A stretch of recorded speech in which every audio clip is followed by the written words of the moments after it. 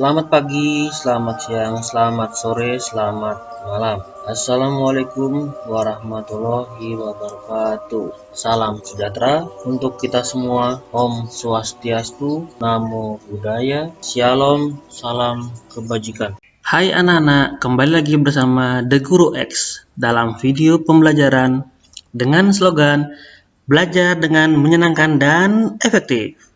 Untuk anak-anak yang baru bergabung di channel ini, sebelum kita tonton videonya, yuk sama-sama kita like, komen, share, subscribe, dan jangan lupa nyalakan tanda loncengnya ya, supaya anak-anak dapat informasi terupdate untuk video-video pada channel The Guru X berikutnya. Terima kasih.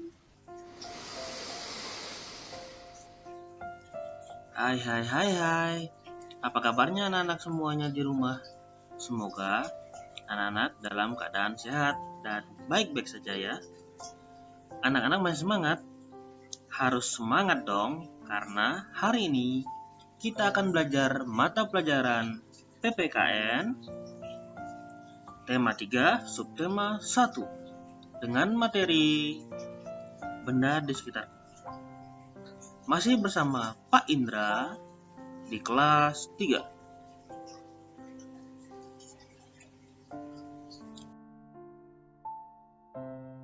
Dalam video pembelajaran kali ini, kita akan sama-sama belajar tentang musyawarah. Oke anak-anak, let's go.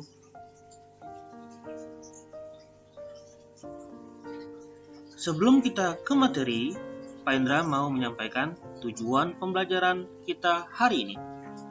Tujuan pembelajaran. Setelah menonton video pembelajaran ini, diharapkan anak-anak mampu mengetahui arti penting melakukan musyawarah. Yang kedua, memahami pentingnya sikap saling menghargai dalam kegiatan musyawarah. Oke?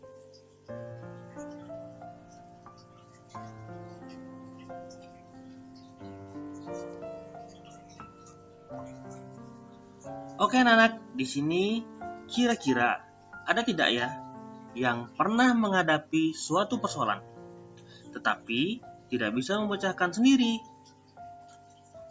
Nah, cara yang tepat untuk memecahkan persoalan yang tidak bisa dipecahkan sendiri yaitu dengan cara musyawarah. Nah, musyawarah itu apa sih? Anak-anak ada yang tahu tidak ya? Oke, betul sekali. Kata musyawarah berasal dari bahasa Arab, yaitu syawaro, yang artinya berunding, rembukan atau mengajukan sesuatu.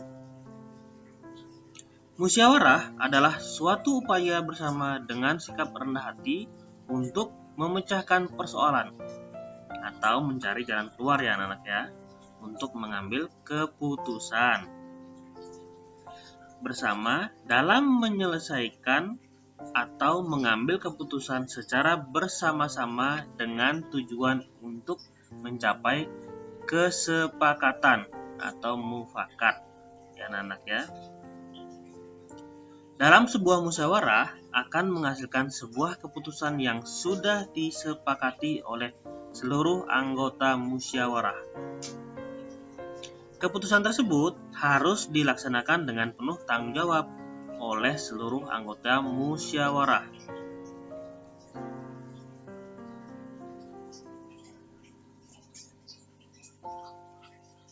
Nah, kira-kira tujuan musyawarah itu apa ya anak-anak? Betul sekali, tujuan musyawarah adalah yang pertama, mencapai kesepakatan bersama. Yang kedua, menyelesaikan masalah atau persoalan atau kesulitan. Nah, anak-anak, ada yang tahu tidak ya? Kapan sih kita harus bermusyawarah? Betul sekali. Anak-anak, kita harus melakukan musyawarah ketika yang pertama, ketika kita ingin mengambil keputusan yang harus didiskusikan secara bersama. Yang kedua, ketika kita menemui suatu permasalahan yang tidak mampu kita pecahkan sendiri secara langsung. Oke anak-anak, musyawarah yang kita laksanakan untuk memecahkan suatu masalah itu memiliki banyak sekali manfaat. Yang pertama, melatih mengemukakan pendapat, usul, dan ide.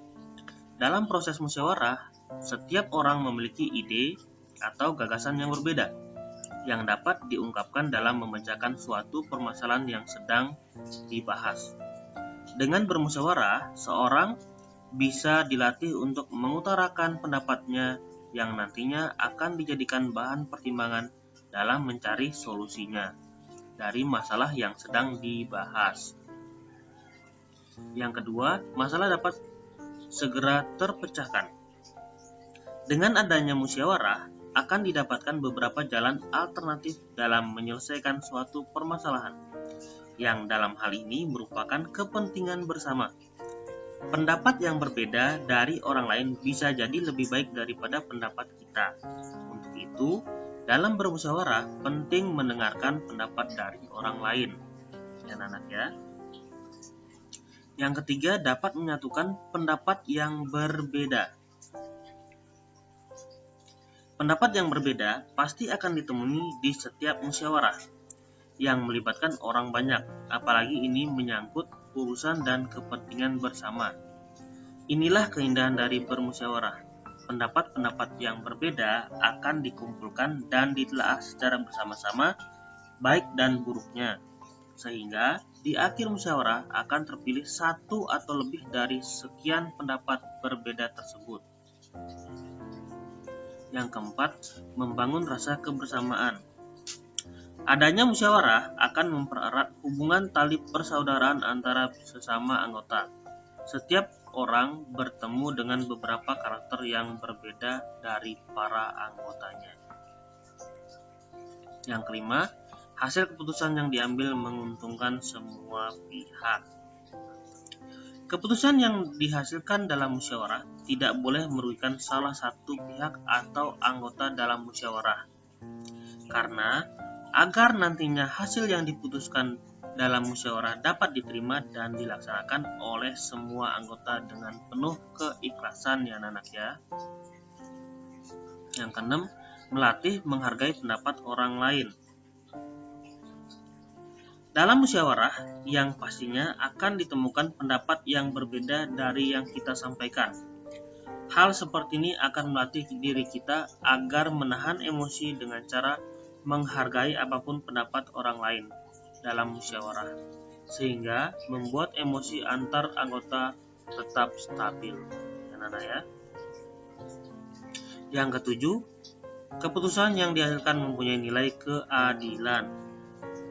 Musyawarah adalah proses dengar pendapat yang nantinya keputusan yang diambil adalah atas kesepakatan bersama antar sesama anggota. Kesepakatan yang dihasilkan tentu tidak mengandung unsur paksaan di dalamnya, sehingga semua anggota dapat melaksanakan hasil keputusan dengan penuh tanggung jawab dan tanpa ada pemaksaan. Ya. Yang kedelapan, dapat mengambil kesimpulan yang benar. Hasil keputusan yang diambil dalam musyawarah adalah keputusan yang dianggap benar dan sah, sehingga hasil tersebut harus dilaksanakan dengan baik oleh setiap anggotanya. Yang kesembilan, mencari kebenaran dan menjaga diri dari kekeliruan. Dengan adanya musyawarah, semua anggota akan menemukan kebenaran atas masalah yang sedang dibahas demi kepentingan bersama. Yang terakhir, menghindari celaan. Dengan bermusyawarah, kita akan terhindar dari berbagai macam anggapan dan celaan orang lain, karena semua hasil dan proses musyawarah dibicarakan bersama dan ditelaah oleh semua anggota. Oke anak-anak, itu tadi adalah manfaat dari musyawarah.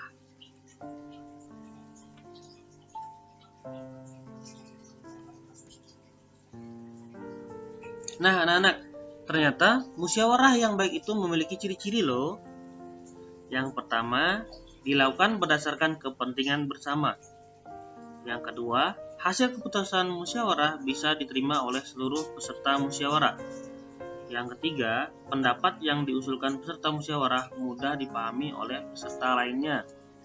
Yang keempat, mengutamakan kepentingan bersama. Nah, dalam setiap kegiatan musyawarah, ada sikap-sikap yang harus diperhatikan saat musyawarah. Yang pertama, mengajukan pendapat dengan sopan. Yang kedua, menghargai suara terbanyak. Yang ketiga, menerima hasil musyawarah. Yang keempat, melaksanakan hasil keputusan bersama. Yang kelima, menghargai pendapat orang lain. Yang keenam, mampu mengendalikan diri dan emosi. Yang ketujuh, sopan santun saat mengikuti musyawarah. Yang kedelapan, tidak meninggalkan tempat sebelum musyawarah selesai. Yang kesembilan, mematuhi peraturan musyawarah.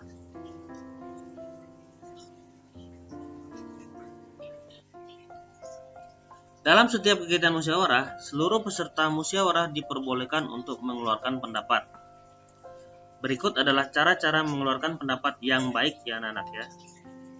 Yang pertama, pikirkan terlebih dahulu apa yang akan kita sampaikan. Yang kedua, meminta izin untuk mengeluarkan pendapat. Yang ketiga, menyampaikan pendapat dengan bahasa yang baik, sopan, dan mudah dipahami.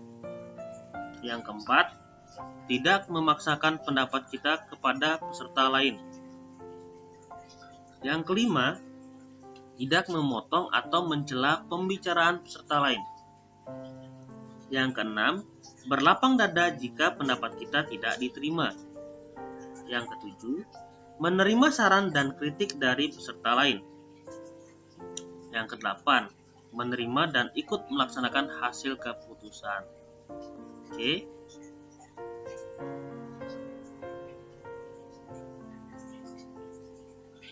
Oke anak-anak, kira-kira apa yang akan terjadi jika kita tidak melakukan musyawarah untuk memecahkan suatu permasalahan yang tidak bisa kita pecahkan sendiri? Betul sekali, jika kita tidak melakukan musyawarah, yang pertama, terjadinya perselisihan. Yang kedua, masalah tidak cepat terselesaikan. Yang ketiga, bisa jadi keputusan yang diambil adalah keputusan sepihak dan tidak berdasarkan kesepakatan bersama. Oke anak-anak, pelaksanaan kegiatan musyawarah itu merupakan sikap yang sesuai dengan sila Pancasila, yaitu sila keempat yang berbunyi, kerakyatan yang dipimpin oleh hikmat kebijaksanaan dalam permusyawaratan perwakilan dan memiliki lambang kepala banteng. Ini dia.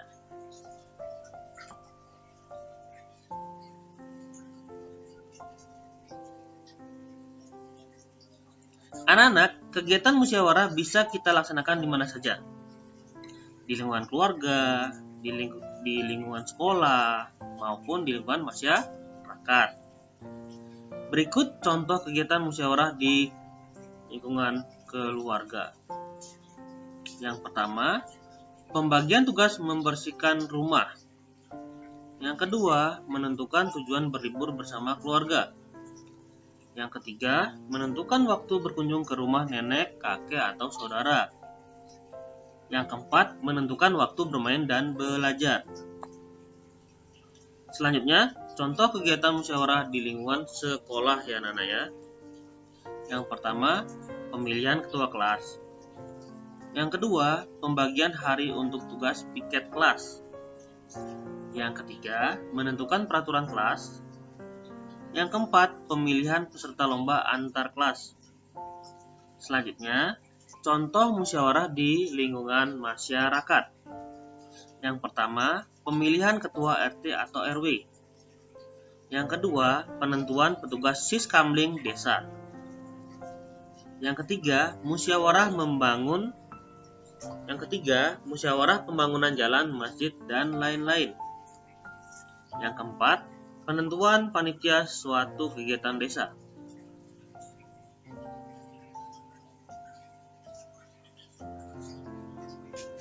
Oke, sekarang kesimpulan untuk pembelajaran hari ini adalah kita harus melakukan musyawarah ketika menghadapi persoalan. atau masalah yang tidak mampu kita pecahkan sendiri, supaya mendapatkan keputusan terbaik yang bisa diterima dan dilaksanakan oleh seluruh anggota musyawarah dengan penuh tanggung jawab.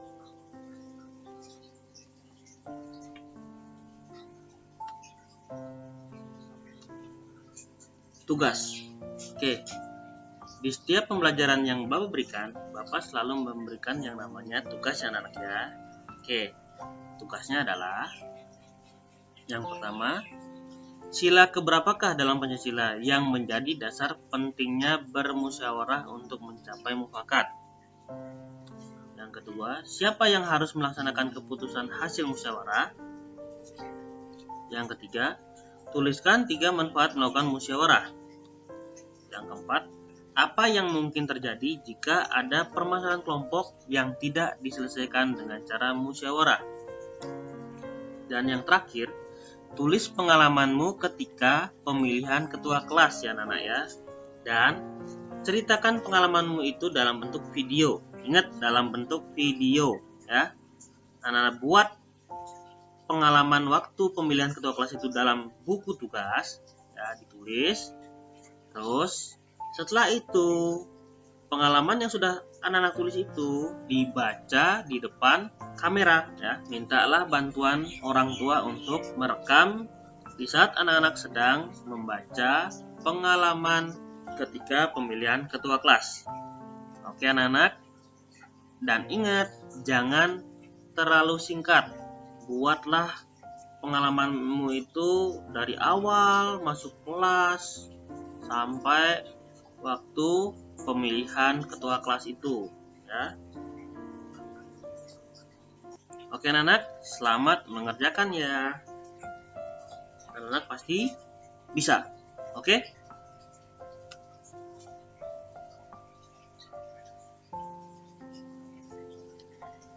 Sekilas info tentang pahlawan nasional.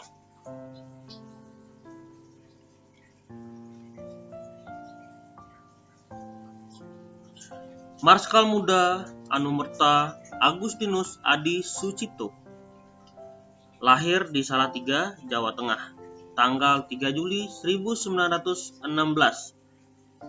Ia adalah seorang komodor udara Indonesia. Ayahnya adalah anak seorang pemilik sekolah. Sang ayah menginginkan Adi Sucipto menjadi dokter. Akan tetapi, diam-diam Adi Sucipto mengikuti tes di sekolah penerbangan militer dan lulus dengan nilai memuaskan. Akhirnya, ayahnya mengizinkan karena mengetahui bakat anaknya ada di militer. Dengan prestasi yang diukir Adi Sucipto, lulus dalam kurun 2 tahun. Lalu diangkat menjadi letnan muda calon penerbang dan mendapat brevet tingkat atas. Pada tanggal 15 November 1945, Adi Sucipto mendirikan sekolah penerbang di Yogyakarta, tepatnya di lapangan udara Maguwo. Ini berubah nama menjadi Lanut Adi Sucipto. Saat agresi militer Belanda pertama, Adi Sucipto dan Abdul Rahman Saleh diperintahkan terbang ke India menggunakan pesawat Dakota untuk mengambil bantuan dari Palang Merah Internasional. Saat akan mendarat di Lanut Maguwo, Sleman, Yogyakarta, pesawat lain langsung menembaki pesawat Dakota tersebut. Akibatnya, pesawat Dakota hilang kendali dan jatuh terbakar. Adi Sucipto wafat pada hari itu juga, 29 Juli 1947, dalam usia 31 tahun.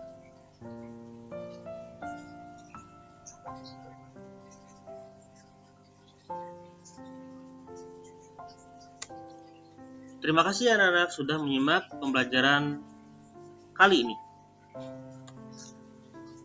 Ingat selalu S4 ya anak-anak ya. Selalu semangat setiap saat. Oke? Demikian pembelajaran hari ini. Semoga materi yang sudah Bapak berikan tadi bermanfaat bagi anak-anak semuanya ya. Dadah anak-anakku semuanya. Untuk anak-anak yang baru bergabung di channel ini, silahkan tonton video kami yang lainnya ya. Jangan lupa like, komen, dan share video-video kami ya. Sampai jumpa di video berikutnya. Dadah.